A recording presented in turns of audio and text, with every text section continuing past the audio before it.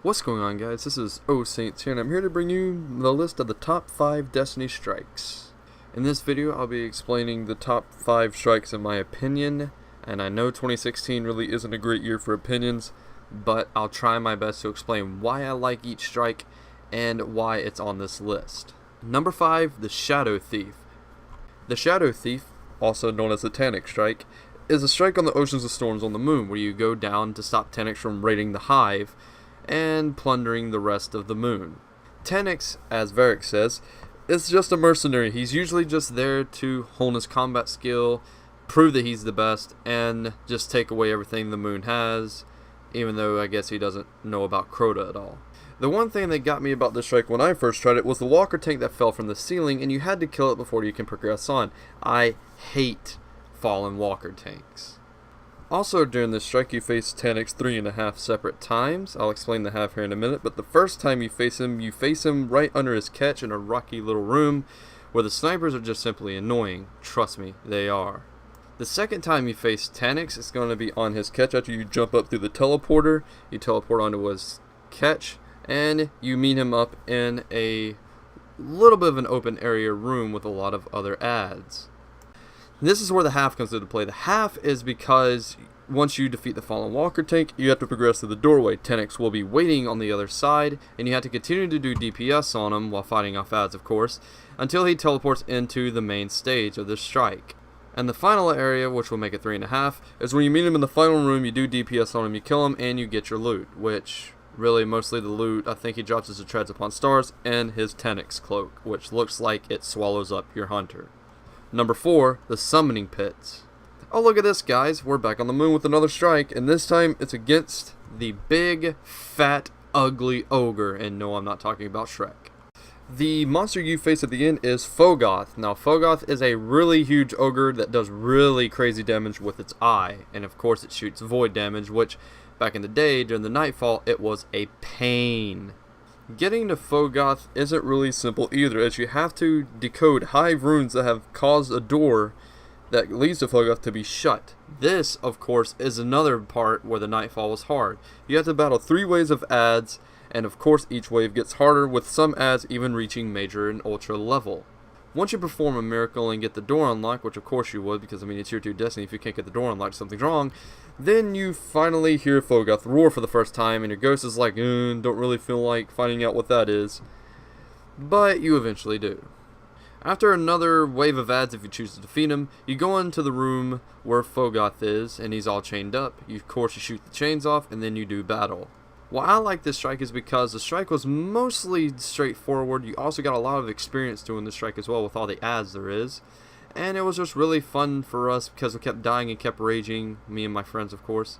And we just had a blast with FoGoth. It kind of sucks they don't have a Year 2 version of it, but we might be getting that in the Rise of Iron update. Number 3, Winter's Run. Winter's Run is a very, very unique strike. It's the first time you hear about the Prison of Elders, of course, before the update even happened. And you face an Archon Priest, which is mostly you get to see what the Ultra looks like in the Prison of Elders once it actually came out in the House of Wolves DLC. Winter's Run is actually one of the strikes that I died a lot on, to be honest, and it's because I like the challenge is why I enjoyed this so much, why I enjoyed the strike so much.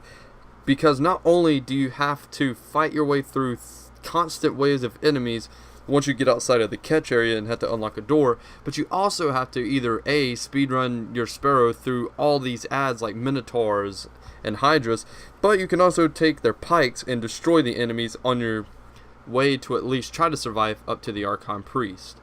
Once you get to the Archon Priest, you'll have to defeat adds in order to unlock the capsule that he is trapped in. Once that's unlocked, you do battle with him, and also waves and waves of adds.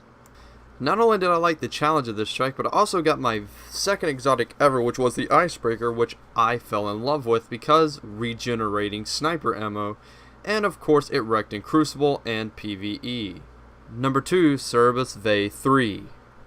This strike includes the Cabal Valista Arc, and of course his little minions that run around and try to screw you over.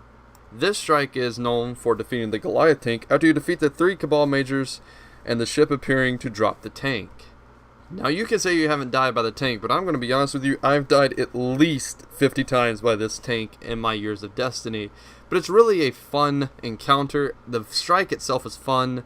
FoGoth's arc's really kind of easy in a way, although his rockets did kill me a couple of times. Also, the ads can get quite annoying, so you have to be wary of your surroundings because they will spawn in behind you and beside you in this strike. Now let's get on to my 2 honorable mentions. Honorable mention number 1 is going to be the Sunless Cell, and I really enjoyed this strike, and I'll tell you why.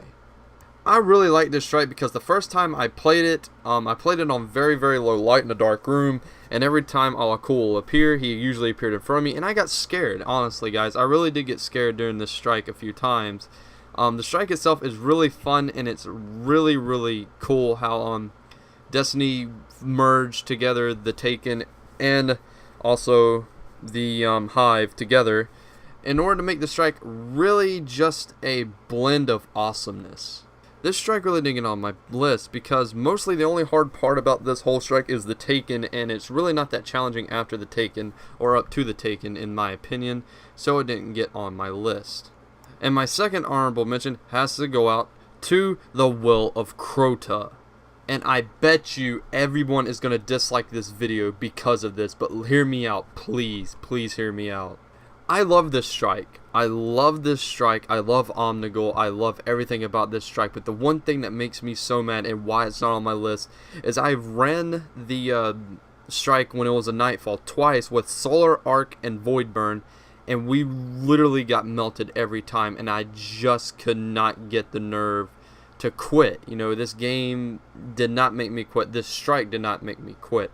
But why it's really not on my list is because it's just a bunch of really jumbled up. It's like just a mass of ads. Like, I didn't really enjoy it. It wasn't a balance. It was just a mass of ads, and I just didn't enjoy that at all. So it did not make my list, but it did make the honorable mention.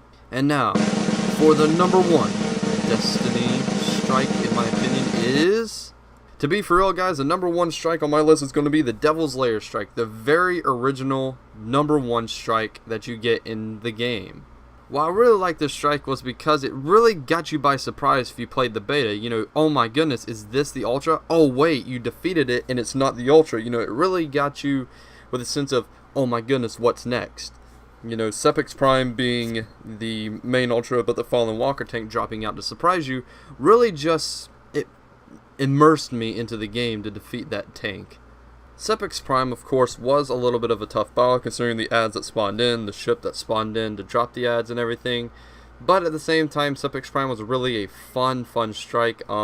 It made my friendships what they are today. It made a lot of Guardians friendships what they are today just by playing the beta and just by playing that strike. So yeah guys, that was my top 5 strikes. If I missed one strike that you enjoy, please leave a comment down below.